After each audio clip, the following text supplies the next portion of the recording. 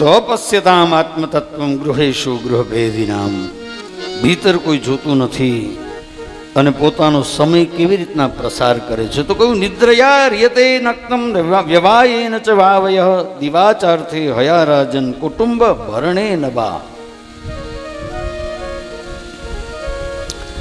શું કરે છે માણસ? તો કે પોતાની જિંદગીનો ત્રીજો ભાગ સુવામાં કાઢે છે. કેટલામો ભાગ? ત્રીજો ભાગ. તમે કહેશો કેમ તમને ખબર ત્રીજો ભાગ સુવામાં કાઢે છે?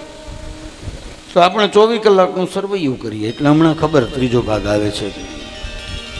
તો આપણી પાસે તો 24 કલાકમાંથી હું ને તમે 8 કલાક સૂઈ જઈએ છીએ અને રાત્રિના ઓછું સુવાયું હોય તો બપોરે સૂઈ લઈએ.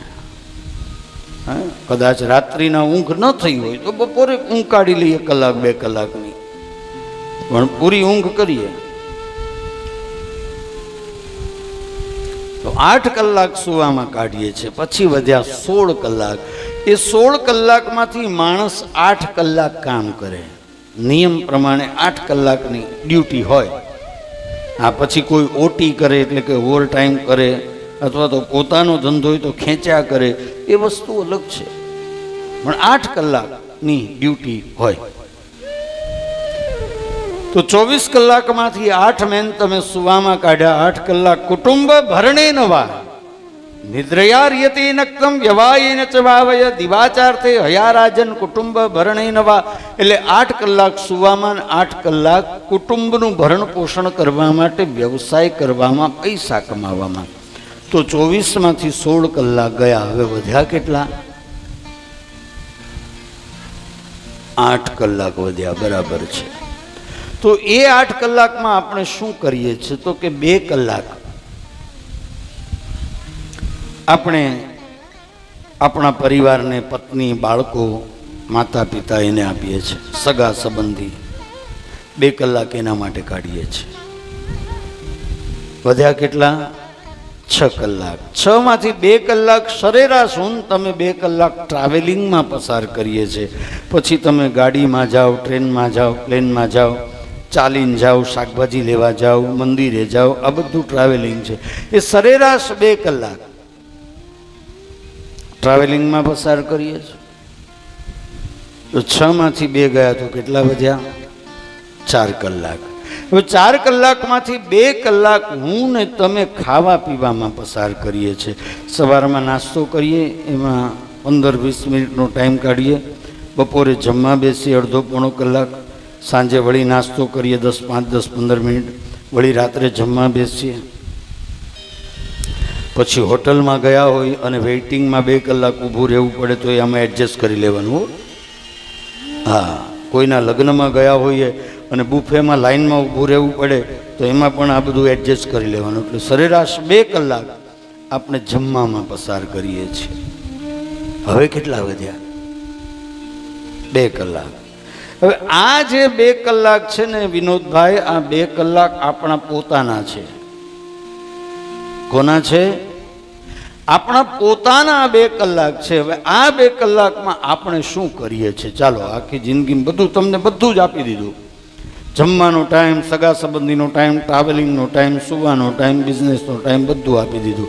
આ બધા પછી જે 2 કલાક વધે છે એમાં આપણા પોતાના છે, એમાં આપણે શું કરીએ છીએ? તો કે એ 2 કલાકમાં હું ને તમે પારકી પંચાયત કરવા સિવાય કાંઈ નથી કરતા. આ 2 કલાકમાં હું ને તમે બીજાની પંચાયત કરવા સિવાય કંઈ આપણે કરતા નથી. બોલો, સાચી વાત છે ખોટી વાત? તો આ 2 કલાક આપણે આપણા માટે કાઢવાના છે. આપણી તકલીફ એ છે કે બીજા માટે તો આપણે ફ્રી હોઈએ છીએ, પણ આપણા પોતાના માટે આપણે એંગેજ હોઈએ છીએ. તમે કોઈ દિવસ તમારો પોતાનો જ નંબર મોબાઈલમાં ડાયલ કરીને જોયો છે? જે નંબર તમે વાપરતા હો તમારો મોબાઈલમાં, એ નંબરને અખતરો કરો તો ડાયલ કરો.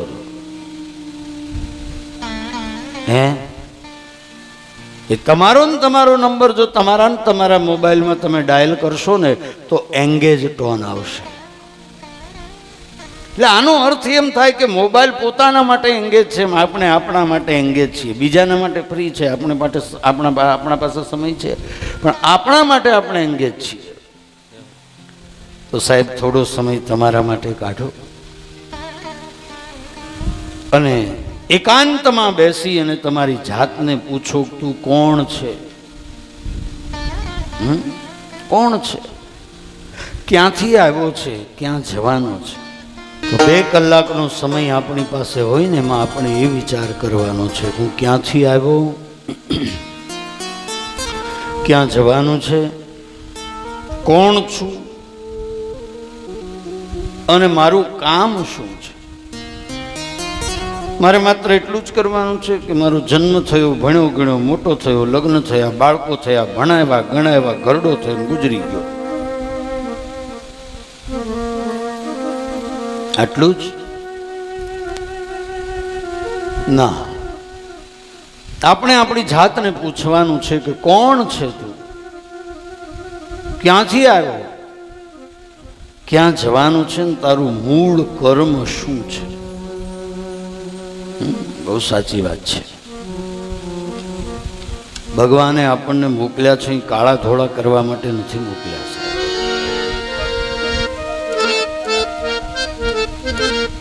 ભગવાને એટલા માટે મોકલ્યા છે કે તું જઈ અને ભક્તિ કરી અને મને પ્રાપ્ત કરવાનો પ્રયત્ન કર. મુક્તિનું સાધન શોધી લે અને કાયમ માટે આ જન્મ મરણના ચક્કરમાંથી મુક્ત થઈ જાય. વારંવાર આ જન્મ પુનરપી જનનમ પુનરપી મરણમ પુનરપી જનની જઠરે શયનમ ઇહ સંસારે ખલુ દુસ્તારે કૃપયા પારે પાહી મુરારે.